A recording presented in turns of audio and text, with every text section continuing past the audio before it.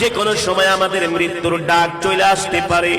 এ কারণে মৃত্যুর জন্য আমাদেরকে তৈয়ার হতে হবে, মৃত্যুর জন্য আমাদেরকে প্রস্তুতি নিতে হবে। আমরা কিভাবে মৃত্যুর জন্য তৈয়ার হব, কিভাবে মৃত্যুর জন্য প্রস্তুতি নিব? এমন একটা লম্বা পথ যেখানে আমরা কোনো রাস্তাঘাট চিনি না, যেখানে কোনোদিন আমরা কোনোদিন যাইও নাই, ওই শহর সম্বন্ধে আমাদের কোনো ধারণাও নাই, ওই জায়গা সম্বন্ধে আমাদের কোনো ধারণাও নাই। ওই কবর এমন এক ঘর যেখানে নাই কোনো বাতি, যেখানে নাই কোনো সাথী।